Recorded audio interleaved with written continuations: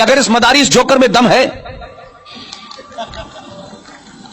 तो आप एक काम करें ना, आप कहते हैं कि इस देश का हिंदू फेनेटिक है, कट्टरवादी है, ये जो है इस्लाम को जानता नहीं है।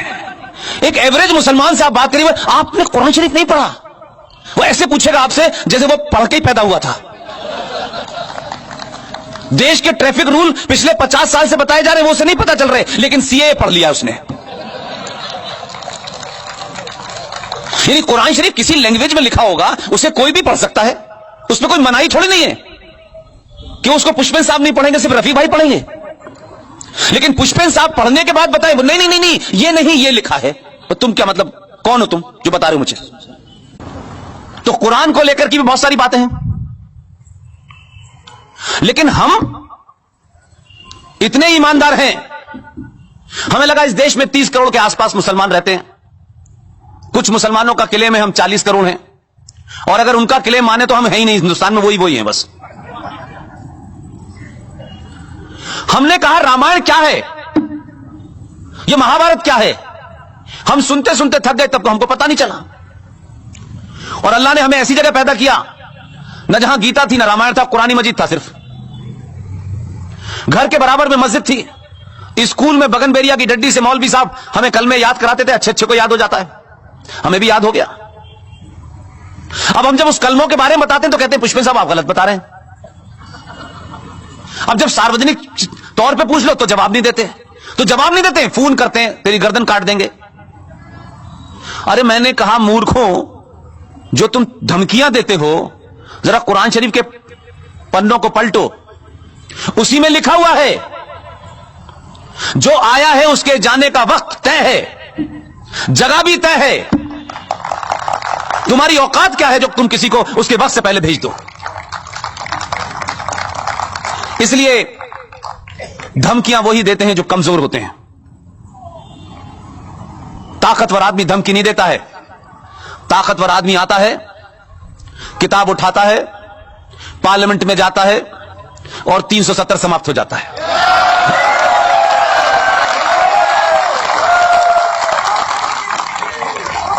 इसलिए यह जरूरी नहीं है कि जो धमकियां दे रहा हो वो बहुत ताकतवर होता है। हमने बड़ी धमकियां देखी। जो लोग निजाम मुस्तफा बचाना चाहते थे कश्मीर में, अल्लाह की हुकूमत बसाना चाहते थे, हमारे आजादी के आसपास के बौने नेताओं ने किन कारणों से 370 दी मुझे नहीं पता, किन कारणों से 14 मई 1954 को 35 पे दी, किन के सामने और किन ब्लैकमेलिंग की वजह से उन्होंने दी मुझे नहीं पता। लेकिन मेरे दौर में मुझे यह पता है कि मुख्यमंत्री ने भी मुझे धमकी दी, पूरे राष्ट्र को देने लगी वो धमकी, और उन्होंने कहा 35 से जो छेड़छाड़ करेगा ये समझ ले कि जम्मू कश्मीर में फिर तिरंगे को उठाने वाला नहीं मिलेगा। एक मुख्यमंत्री शपथ लेकर के भारत के संविधान की यह हिम्मत करती है कि वो धमकी देती है। सिटिंग चीफ मिनिस्टर, उस पर देशद्रोह का मुकदमा चलना चाहिए था, लेकिन सरकारें और समाज ने खामोशी इख्तियार की, इसलिए उसको लगा कुछ और बोलो। कुछ लोगों ने नजरअंदाज कर दिया, उसने दूसरा बयान दिया मुख्यमंत्री होते हुए। अगर इस पे फैसला आ गया, जबकि 35 की सुनवाई भारत की सुप्रीम कोर्ट में चल रही थी, यह विश्व हिंदू परिषद के ऑफिस में नहीं चल रही थी, सुप्रीम कोर्ट में सुनवाई चल रही थी। वो जजें को चैलेंज कर रही थी, इस देश की न्यायपालिका को चैलेंज कर रही थी। वो न्यायपालिका जो कंटेम्प्ट ऑफ कोर्ट करती है, किसी गरीब को पकड़ के खड़ा कर देती है। हिम्मत नहीं हुई उनकी कहने की। उसने कहा अगर आया तो हम हिंदुस्तान के 1947 जैसे हालात कर देंगे। बहुत लोगों को बुरा लगा। मैंने कहा आपको करने की जरूरत नहीं है, हमने जो आदमी भेजा है वो 1947 से हिसाब लेना शुरू करेगा।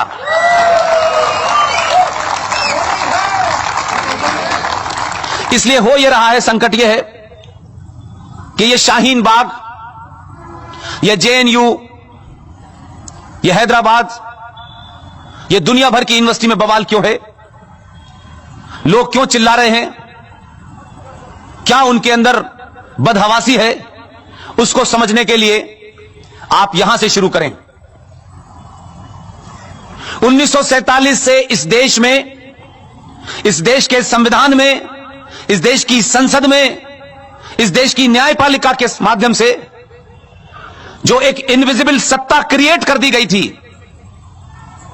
जम्मू एंड कश्मीर से, भारत आजाद हुआ, पाकिस्तान बना, 2 नेशन थ्योरी पे बना, लेकिन उसके बाद भारत की धरती पे आपने जम्मू कश्मीर का एग्जिस्टेंस भारत के संविधान के खिलाफ जाकर के जो धाराएं आपने दी, जो कंसेशन आपने दिए, आपने कहा कि वहां प्राइम मिनिस्टर की मांग होगी, प्राइम मिनिस्टर होगा। आपने कहा वहां के असेंबली की 6 साल की उम्र होगी, अच्छा साहब ये भी हमने माना, हमारा संविधान होगा, ये भी आपने माना। ये कंसेशन देते देते आप उन लोगों को लगने लगा कि इससे बढ़िया क्या हो सकता है, तो आपने वो नारे नहीं सुने। मुझे अल्लाह ने उस जगह पैदा किया है, मैं बड़ा शुक्रगुजार हूं अल्लाह का,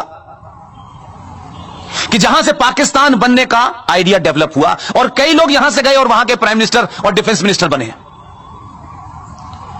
और बकौल आरएसएन सिंह साहब के कि जिंदगी का आखिरी सफर जो मेरे सहाफत का, जर्नलिज्म का था, वो भी उसी मुल्क में आखिरी करवाया 12 साल का, जहां यहां के लोग कहते थे कि अगर हमारी आवाज को दबाया गया तो सरहद पार चली जाएगी। तो मैं उस सरहद पार देखने गया था कि इनकी आवाज को सुनता कौन है।